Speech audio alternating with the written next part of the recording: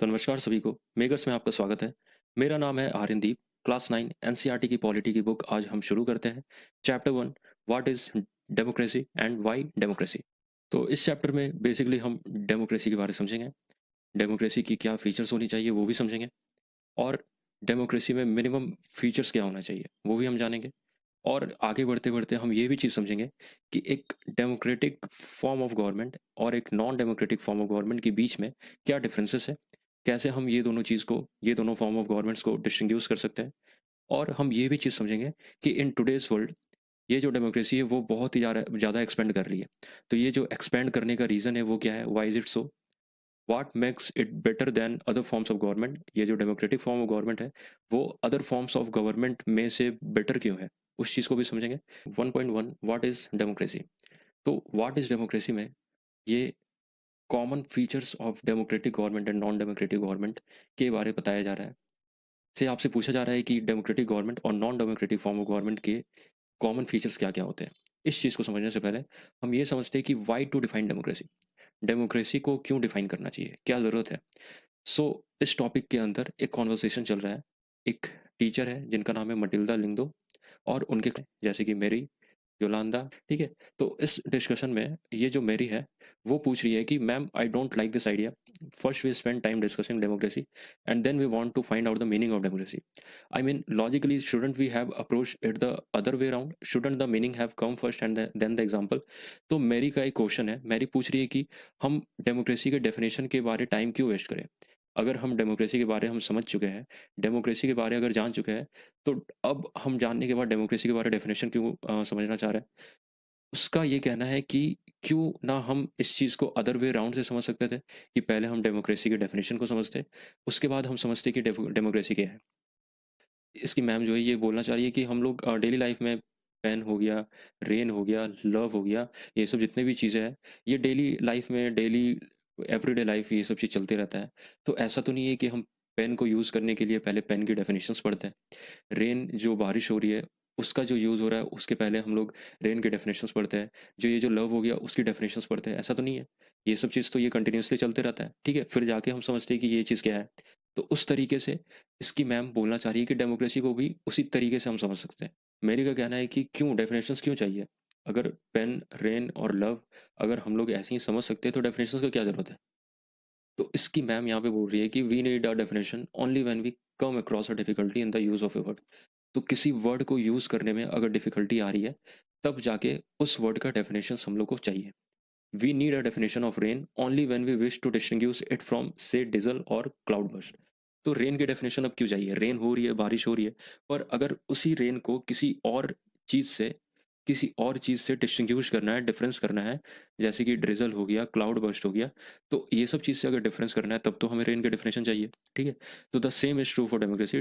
ये सेम चीज़ अप्लाई होता है डेमोक्रेसी के साथ। अगर हम लोग डेमोक्रेसी के बारे जानेंगे, डेफिनेशंस जानेंगे, तब और अदर फॉर्म्स ऑफ गवर्नमेंट से हम डिस्टिंग्विश कर सकते हैं डेमोक्रेसी को।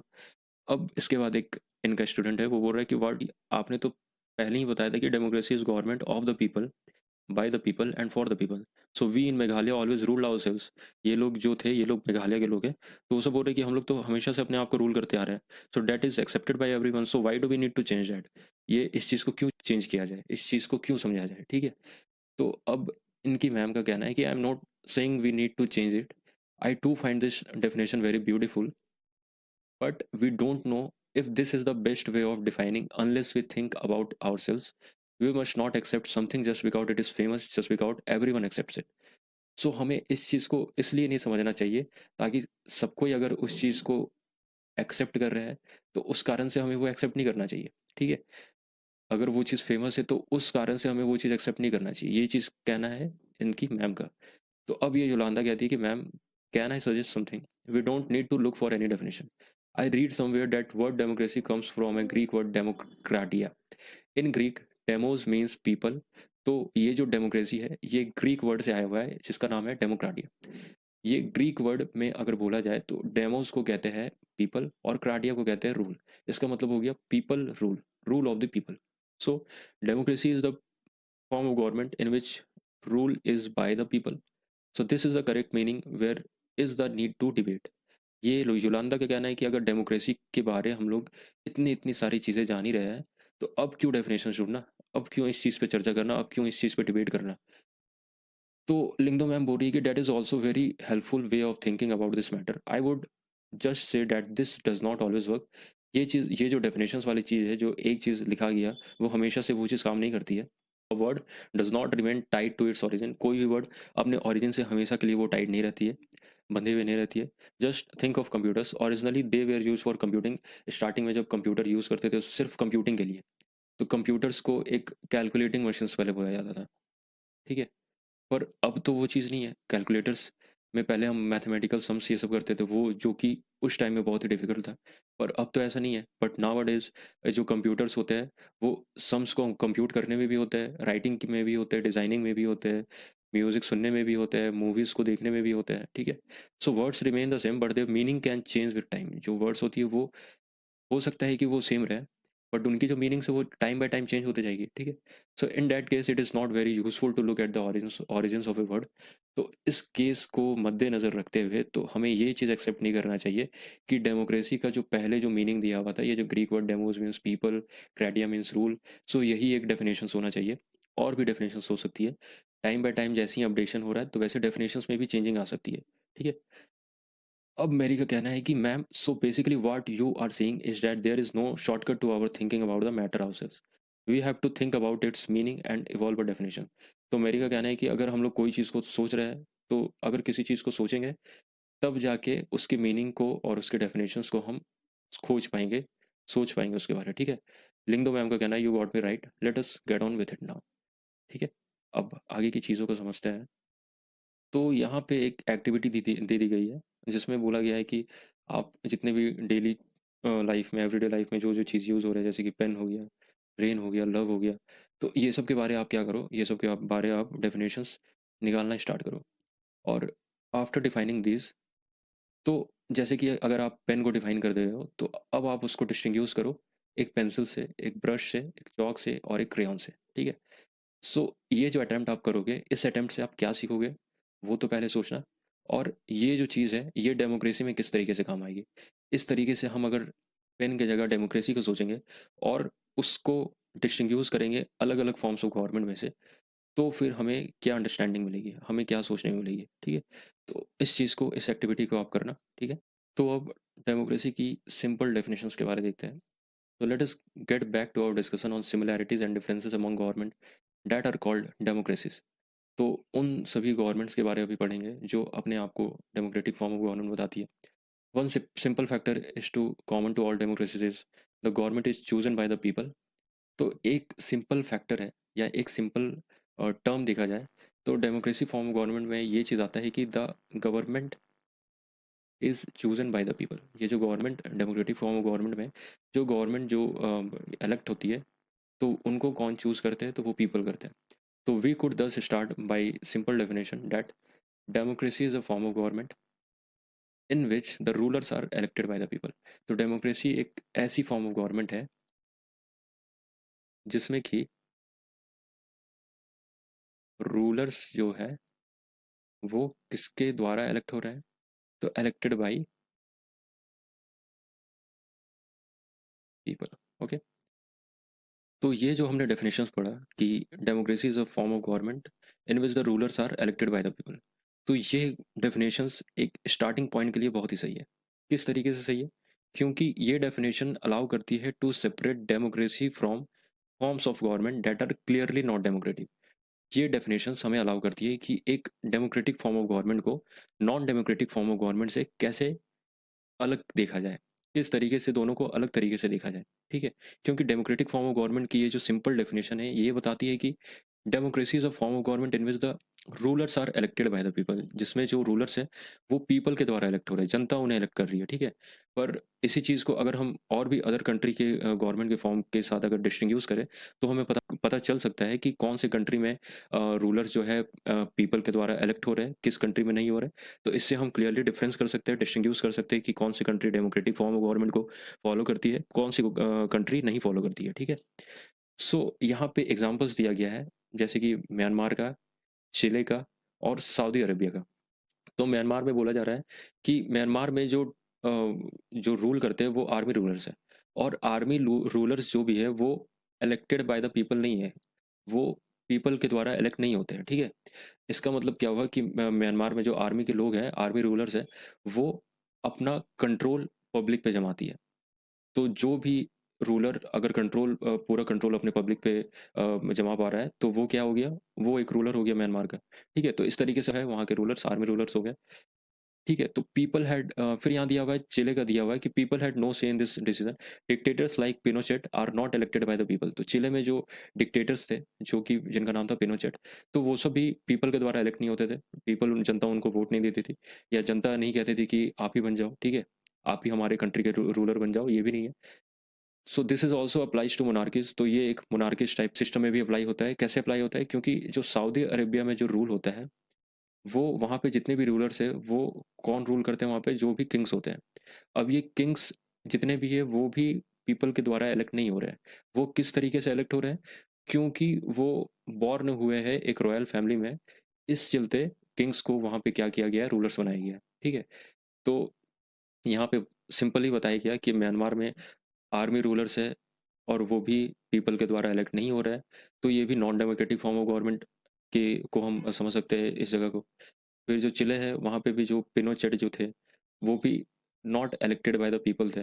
पीपल, जनता उनको इलेक्ट नहीं करती थी। तो वो भी एक डिक्टेटर फॉर्म ऑफ गवर्नमेंट, भी एक non democratic form of government हो गया। और जो मोनार्किस्ट हो गया, मोनार्किस्ट मतलब जहाँ पे राज प्रथा चलता है कि राजा का बेटा ही राजा बनेगा। तो जो सऊदी अरेबिया में जो रूल चलता था, तो वो भी एक मोनार्किस्ट फॉर्म ऑफ गवर्नमेंट हो गया, जो कि non democratic form of government है। तो ये जो सिंपल डेफिनेशन हमें क्लियरली ये बता सकता है कि एक डेमोक्रेटिक फॉर्म ऑफ गवर्नमेंट और non democratic form of government को हम किस तरीके से डिस्टिंग्विश कर सकते हैं। फिर बताया गया है कि this simple definition is not adequate. ये जो सिंपल डेफिनेशन है, ये फिर भी पूरे तरीके से कंप्लीटली नहीं है, एडिक्वेट नहीं है। क्यों एडिक्वेट नहीं है, क्योंकि it remind us that democracy is people's rule. ये जो डेफिनेशन है, ये बताती है कि डेमोक्रेसी एक पीपल्स रूल है, पीपल का रूल है। But if we use this definition in an unthinking manner, we would end up calling almost every government that holds an election a democracy. तो अगर हम इसी डेफिनेशन को एक अनथिंकिंग मैनर में सोचें, तो हम लोग जितने भी गवर्नमेंट है, सबको ही को क्या बोल देंगे, एक डेमोक्रेटिक फॉर्म ऑफ गवर्नमेंट बोल देंगे। मतलब जितने भी गवर्नमेंट अगर अनफेयर मीन्स ऑफ भी इलेक्शन करवा रही है, तो उसको भी हम क्या कह देंगे कि वो भी एक डेमोक्रेटिक फॉर्म ऑफ गवर्नमेंट है, ठीक है। जैसे कि ये जो था आपका चिले में पिनोचेट जो था, वहाँ पे भी इलेक्शंस होते थे, पर हम उसको बोल तो नहीं सकते कि ये डेमोक्रेटिक है। फिर सऊदी अरेबिया हो गया, सऊदी अरेबिया में भी एक काइंड ऑफ इलेक्शंस होता है, बट वहाँ पे ये जो किंग्स बन रहा है, हम बोल तो नहीं सकते कि वो as a democratic form of government वहाँ पे सऊदी अरेबिया में फॉलो हो रहा है, ठीक है। So that would be very misleading, as we shall find out in the chapter 3। Every government in the contemporary world wants to be called democracy. तो अभी के वर्ल्ड में जितने भी गवर्नमेंट हो गए, तो सबको ही क्या चाहते हैं कि हमारा जो गवर्नमेंट रहे, वो एक डेमोक्रेटिक फॉर्म ऑफ गवर्नमेंट रहे, ठीक है। Even if it is not so, that is why we need to carefully distinguish between a government that is a democracy and one that pretends to be one।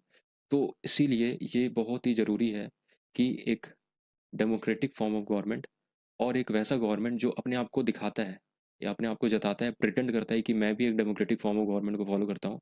तो उस दोनों चीज़ में carefully कैसे हम distinguish कर सके, वो चीज़ हमें डेमोक्रेसी के डेफिनेशंस को पढ़ने के बाद पता चलेगा।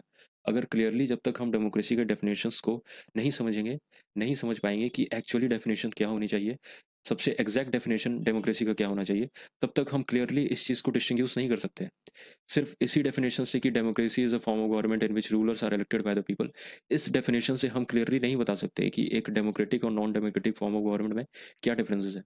So we can do so by understanding each word in this definition carefully and spelling out the features of a democratic government। तो इस चीज़ को कैसे समझ सकते हैं कि एक एक पॉइंट को हम डेफिनेशन के एक एक पॉइंट को हम केयरफुली समझें, और डेमोक्रेटिक फॉर्म ऑफ गवर्नमेंट के फीचर्स पे हम ध्यान दें। क्योंकि डेमोक्रेटिक फॉर्म ऑफ गवर्नमेंट का जितना भी फीचर्स है, वो अगर किसी कंट्री में पूरे टोटली सही तरीके से अप्लाई हो रहा है, तब उस कंट्री को हम बोल सकते हैं कि वो एक डेमोक्रेटिक गवर्नमेंट फॉलो करती है, ठीक है। तो अब ये अभी चेक योर प्रोग्रेस वाला एक बॉक्स है। इस बॉक्स में दिया गया है कि एक वो जो दिव्यांग था, जो स्टूडेंट था, वो घर जाके क्या करता है कि अलग अलग कोटेशंस कलेक्ट करता है, ठीक है। अलग अलग कोटेशंस, डेमोक्रेसी के लिए अलग अलग कोटेशंस को कलेक्ट करता है। फिर कलेक्ट करने के बाद ये सब जितने भी कोटेशंस है उसने कलेक्ट किए हुए 5 कोटेशंस है, ठीक है? तो ये आप क्या करिएगा कि ये जो टोटल 5 कोटेशंस है आप इसको देखिएगा और इस पे कमेंट कीजिएगा कि क्या ये जो कोटेशंस है एक डेमोक्रेटिक फॉर्म ऑफ गवर्नमेंट के लिए ये सही थॉट्स है या नहीं है, ठीक है? फिर एक कार्टून आता है, इस कार्टून में क्या बताया गया है, इस चीज़ को भी समझते हैं। तो इस कार्टून में आपको दिख रहा होगा कि कुछ मिलिट्री वाले लोग हैं, वो क्या कर रहे हैं, एक डेमोक्रेसी का एक ये पोल है, इसको मतलब कहीं पे किसी ज़मीन में गाड़ रहे हैं, ऐसा टाइप का ये दिख रहा है। तो ये यहाँ लिखा हुआ है कि this cartoon was drawn when elections were held in Iraq with the presence of US and other foreign powers. What do you think this cartoon is saying? Why is democracy written the way it is? तो basically ये जो cartoon है, ये cartoon relate कर रही है Iraq को, ठीक है? अब ये कार्टून किस तरीके से इराक को रिलेट कर रही है? तो इराक में जब डिक्टेटरशिप जब चलता था, तो उस चीज़ को हटाने के लिए डिक्टेटरशिप में उस टाइम जो प्रेसिडेंट थे वहाँ, उनका नाम था सद्दाम हुसैन, ठीक है? तो उस चीज़ को हटाने के लिए यूएसए ने यूएस मिलिट्री कैंपेन एक फॉर्म की थी। वो जो यूएस मिलिट्री कैंपेन था, उसका एक्चुअल में नाम था ऑपरेशन इराकी फ्रीडम। तो ये जो ऑपरेशन इराकी फ्रीडम जो था, ये क्यों बना था? ये ऑपरेशन इराकी फ्रीडम जो था, ये सद्दाम हुसैन को अपने पावर से रिमूव करने के लिए बना था, उसके पावर से हटाने के लिए बना था। तो ये जो फाइट हुआ था इराकी ऑपरेशन इराकी फ्रीडम, ये जो यूएस मिलिट्री कैंपेन था और सद्दाम हुसैन के बीच में, तो ये फाइट जो चला था, ये 6 वीक्स तक चली थी। तो ये जो 6 वीक्स का जो फाइट था, इसमें क्या हुआ, ये सक्सेस फाइट था कि ये जो यूएस मिलिट्री कैंपेन थे, उन्होंने सद्दाम हुसैन को अपने पावर से रिमूव कर दिया, अपने पावर से हटा दिया। फिर उसके बाद सद्दाम हुसैन एक्सक्लूड हो गया, मतलब उनको मौत की सज़ा सुनाई गई, ठीक है?